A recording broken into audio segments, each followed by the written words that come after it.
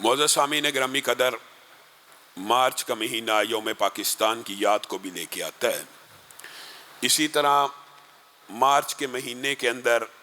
خاص طور پہ اہل حدیث کے لیے اور بالعموم عالم اسلام کے لیے ایک بہت بڑا واقعہ اور سانحہ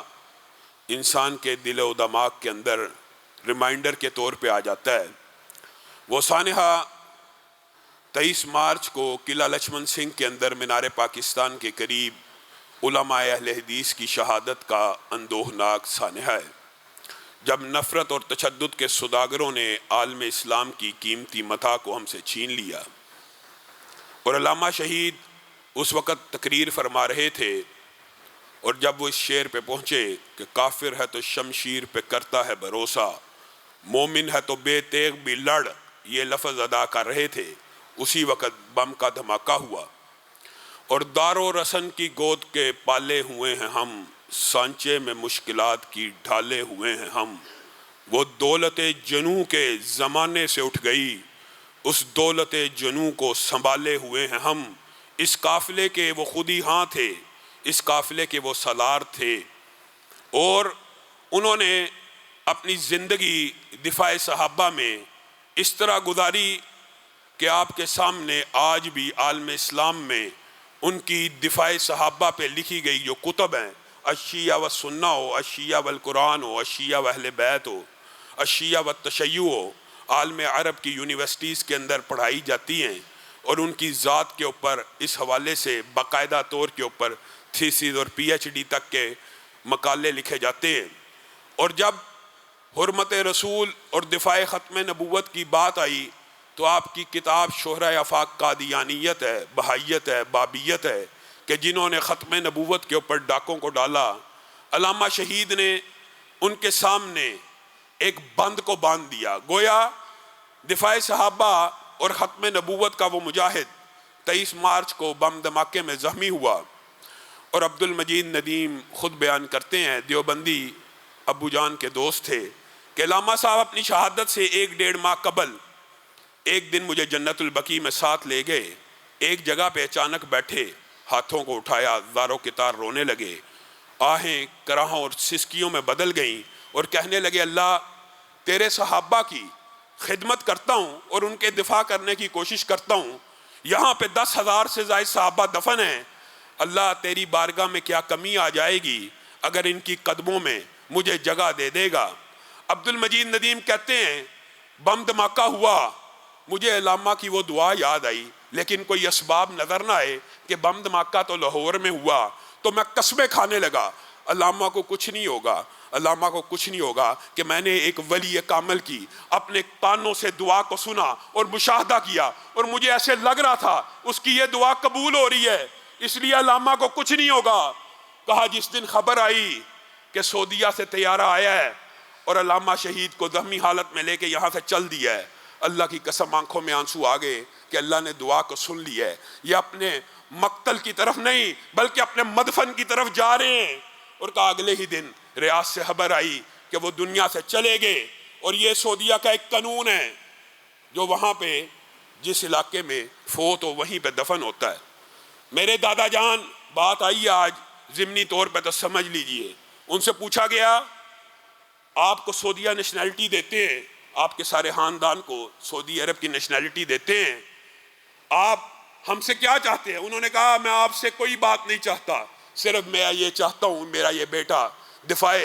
صحابہ کیا کرتا تھا، دفاع ختم نبوت کرتا تھا، جنت البقیع میں اس کو دفن کر دیا جائے۔ ریاض سے ان کو مسجد نبوی لے کے آیا گیا، اور مسجد النبوی کے اندر اور خانہ کعبہ کے اندر پہلا ان کا نماز جنازہ ریاض میں ہوا، اور خانہ کعبہ میں بھی ان کا غائبانہ نماز جنازہ ہوا۔ اور مسجد النبوی میں آپ کو پتہ ہے عربوں کا ایک معمول ہے کہ جب بھی جنازہ آتا ہے وہ صرف اعلان کرتے ہیں کہ جنازہ میت کے اوپر، لیکن علامہ شہید کو یہ اعزاز ہے کہ ان کے جنازے سے قبل ان کا تعارف کروایا گیا اور ان کا وہاں پہ جنازہ ہوا۔ اور عبد المجید ندیم کہتے ہیں اللہ کی قسم میں کچھ دیر بعد جنت البقیع میں پہنچا، میں نے وہ جگہ تلاش کی جہاں علامہ صاحب بیٹھے تھے، میں اس جگہ پہ پہنچا تو کیا دیکھتا ہوں امام مالک کی وہ احاطہ ہے، اور اسی کے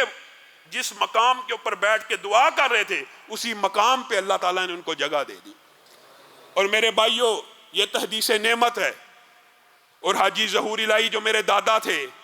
آج یہ بات بھی میں کرنا چاہتا ہوں، ہم کئی مرتبہ دین کو بڑا لائٹ اور دین کے کاموں کو بڑا معمولی سمجھتے ہیں۔ میرے دادا کوئی عالم دین نہیں تھے، ایک تاجر تھے۔ ہاں، سیالکوٹ کی سب سے امیر اس وقت کا جو گھرانہ تھا احمد صاحب کے بیٹے تھے، اور ملا احمد پورا آج بھی سیالکوٹ میں موجود ہے میرے پردادا کے نام کے اوپر، جو انہوں نے آباد کیا۔ ایک تاجر جس نے ایک عالم دین کی تقریر سنی علم کی اور علماء کی فضیلت کے اوپر، اس نے اللہ سے یہ وعدہ کیا، ایک تاجر ہے، دنیا دار، امیر، مالدار، اس نے اللہ سے وعدہ کیا اگر اللہ اولاد دے گا، بیٹے دے گا، تو ان کو تیری راستے کے اوپر وقف کروں گا، ان کو عالم دین بناؤں گا۔ ایک تاجر نے یہ امید اور خواہش ظاہر کی۔ آج اللہ کے فضل و کرم سے اسی ظہور الہی کی، ابھی کتنا عرصہ ہوا دنیا سے گئے ہیں، آپ لوگوں میں سے حاجی کرام صاحب آئے ہوئے ہیں، وہ ان سے براہ راست ملے ہوئے ہیں، بہت سے لوگوں کی ان سے ملاقاتیں رہی ہیں۔ میرے والد صاحب کے بعد وہ فوت ہوئے ہیں، والد صاحب تو 47 ایئرز کی ایج میں دنیا سے چلے گئے۔ آج صرف حاجی ظہور الہی جس نے یہ ارادہ کیا تھا کہ اس کی اولاد میں سے اگر کوئی بیٹا پیدا ہوگا، اور پہلے بیٹے ابو جان پیدا ہوئے، عالم دین بنا دیا، حفظ کروا دیا۔ میں صرف والد کی بات نہیں کرتا، ان کو تو جانتے ہیں، چچا ڈاکٹر فضل الہی کی بات نہیں کرتا کہ عالم عرب و عجم ان کو جانتا ہے۔ صرف ظہور الہی کے خاندان کے اندر اس وقت 50 سے زائد حافظ قرآن موجود ہیں، اور 10 سے زائد عالم دین موجود ہیں، اور ایک میرے جیسا نکمہ طالب علم بھی موجود ہے۔ ایک تاجر نے اللہ سے وعدہ کیا، دنیا سے چلا گیا ہے، 50 حافظ قرآن اس کی فیملی، اس کی اولاد میں سے موجود ہیں، کیا اس کو نیکیاں نہیں پہنچ رہی؟ آپ اور میں نے نیکیوں کے کون سے منصوبے بنائے ہیں؟ میں اور آپ کہاں پہ ہیں؟ 100 سال زمین کے اوپر نہیں گزرتے جب انسان سارے کے سارے زمین کے نیچے چلے جاتے ہیں، اور ہم نے اور آپ نے کیا منصوبے بنائے ہیں اپنے لیے صدقہ جاریہ کے؟ وہ عقل مند تھے، اللہ کی قسم عقل مند تھے، جو اپنے پورے کے پورے خاندان کو اس کام پہ لگا گئے۔ نیت نیک تھی، اللہ تعالیٰ نے نیکیوں کو دکھا دیا، اپنی آنکھوں سے دکھا دیا۔ اور پھر ایک عجیب بات ہے، بعض لوگوں کو اس بات کا پتہ نہیں ہے، میرے دادا بھی ریاض ہی میں فوت ہوئے تھے، یہ بھی کبھی موقع آیا تفصیل سے بیان کروں گا۔ اس وقت اپنے بیٹے فضل الہی کو وصیت کر گئے، مجھے دفن نہ کرنا جب تک جنت البقیع کی اجازت نہ آ جائے۔ اللہ کا کرنا ایسا ہوا، محیر العقول واقعات میں سے ہے، میرے دادا کو بھی اللہ نے جگہ دی تو ریاض سے ان کی میت کو ٹرانسفر کیا گیا مدینہ میں، اور ان کو بھی جنت البقیع میں داخل کیا گیا۔ ایک بیٹے کو عالم دین بنایا، اس کے لیے جنت البقیع کی مدفن کو مانگا، اللہ نے خود بھی مدفن وہیں دے دیا۔ اور پھر اللہ رب العزت نے یہ فضل و عنایت بھی کی کہ میرا ایک بیٹا جب میں مدینہ یونیورسٹی میں پڑھا کرتا تھا، اللہ نے عطا کیا، اور مدینہ میں ہی فوت ہو گیا، تو لا محالہ طور پہ جو مدینہ میں فوت ہوتا ہے اس کا دفن جنت البقیع میں ہوتا ہے۔ اللہ رب العزت ہمیں اپنے اسلاف کے نقش قدم پہ چلائے، اور ہمیں بھی صدقہ جاریہ اور نیکی کے ایسے منصوبے بنانے کی توفیق دے۔ یہ آج مارچ کے حوالے سے ایک ریمائنڈر کے طور پہ علامہ شہید کا ذکر آیا تو آپ کے سامنے کر دیا، اور علامہ شہید خود اپنے بارے میں بھی کہا کرتے تھے، اور آج کل کی سیاست کو اگر آپ دیکھیں تو یہ حسب حال ہے۔ علامہ شہید یہ شعر پڑھا کرتے تھے، ہم نے اس وقت سیاست میں قدم رکھا تھا جب سیاست کا صلہ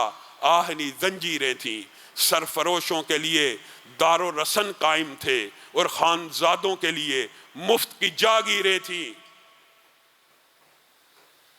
اور آخر میں وہ یہ کہا کرتے تھے، خیف کہ اس وقت کے غدار بھی اب رستم ٹھہرے، اور زندہ کے سزاوار فقط ہم ٹھہرے۔ 100 سے زائد پرچے ایوب خان، بھٹو اور ضیاء الحق کی آمریتوں کے خلاف لڑنے کی وجہ سے ان کے اوپر کاٹے گئے۔ جائیداد کی کرکی کا آرڈر بھی آ گیا، 48 گھنٹے جیل میں رکھا گیا، 48 گھنٹے بعد پانی کا ایک گلاس پلایا جاتا تھا۔ وجہ کیا ہے؟ اسلام کا نام لینا چھوڑ دو، دین کے نفاذ کی بات کرنا چھوڑ دو، ختم نبوت کا نام لینا چھوڑ دو، دفاع صحابہ کا نام لینا چھوڑ دو۔ اللہ کے فضل و کرم سے آج وہ دنیا میں موجود نہیں ہیں، ان کے جسمانی اور روحانی فرزند آج بھی دفاع صحابہ کی جنگ لڑ رہے ہیں، آج بھی ختم نبوت کی جنگ لڑ رہے ہیں، اور ایک وقت آئے گا ہم بھی دنیا کے اوپر نہیں ہوں گے، ہماری اولادیں، ہمارے پوتے، ہمارے پڑپوتے یہ دفاع صحابہ کی اور ختم نبوت کی جنگ لڑتے رہیں گے۔ اور بات آئی ہے تو یہ بات بھی کہنا چاہتا ہوں، مجھے بڑا دکھ اور افسوس ہوتا ہے بعض لوگوں کے اوپر۔ مرزا جہلمی کا کلپ آیا لیکن اس کے اندھے مقلدین ابھی بھی ان کی آنکھیں نہیں کھلیں۔ اگر کوئی اور دنیا کا بندہ یہ بات کہتا، اللہ کی قسم اس کے خلاف توہین کا مقدمہ ہوتا، اس کو جوتے مارے جاتے، چوکو چراہوں کے اوپر اس کے خلاف احتجاج ہوتا۔ سریعام پہلے دھمکیاں لگاتا ہے اداروں کی، ایجنسیوں کی، کسی نے نوٹس نہیں لیا، یہاں تک اتر آیا ہے، ابھی اس کا کلپ آیا ہے۔ اس نے کہا ہے کہ میرے اور میرے ساتھیوں کے اوپر جو مشکلات ہیں، معاذ اللہ، وہ نبی اور ان کے صحابہ پہ بھی نہیں آئی۔ بتائیے۔ اور جب اس کے خلاف کلپ ہمارے بھائی نے، مفتی عتیق الرحمان علوی نے بنایا، اس نے اس کا جواب دیا، میں نے کب کہا ہے جی کہ نبی کریم کہا بھی ہے، اور مکرنے کے بعد پہلے مکرا پھر وہی بات کرنا شروع ہو گیا۔ کہ میرے کہنے کا مطلب یہ تھا کہ صحابہ کے اوپر جو مشکلات، اس سے زیادہ مشکلات ہمارے پر اس لیے آئی ہیں کہ صحابہ کے جو مخالف تھے، نبی کے مخالف تھے، وہ کافر تھے، اور ہمارے مخالف مسلمان ہیں، اس لیے ہمارے پر زیادہ مشکلات ہیں۔ اس کو کبھی تپتے ہوئے صحرا میں ریت کے اوپر ڈال کے گرم پتھر اس کے سینے پہ رکھ کے اس کو کہا جائے عہد عہد کی آوازیں نکال، یہ کیسا بدبخت آدمی ہے۔ رسول اللہ نے فرمایا کہ امت کے اوپر سب سے سخت ابتلائیں اور مشکلات نبیوں پہ آتی ہیں، ان کے ساتھیوں پہ آتی ہیں، وہ مشکلات اور ابتلائیں بعد والوں پہ نہیں آ سکتی۔ لیکن عقل کے ایسے اندھے ہیں، عقل کے اوپر ایسا پردہ پڑا ہوا ہے کہ تقلید ہے، بس اس نے کہہ دیا ہے تو اس کی صفائیاں دینے پہ لگے ہیں، بجائے یہ کہنے کہ اس سے غلطی ہوئی ہے، اس سے توبہ کروائی جائے۔ اور اس کے بے شمار اس طرح کے گستاخانہ جملے میں پہلے بھی آپ کے سامنے رکھ چکا ہوں۔ انشاءاللہ یہ صحابہ کا جو دفاع ہے، یہ ہمارے ایمان کا حصہ ہے۔ لوگ کہتے ہیں آپ اس کے خلاف کیوں بولتے؟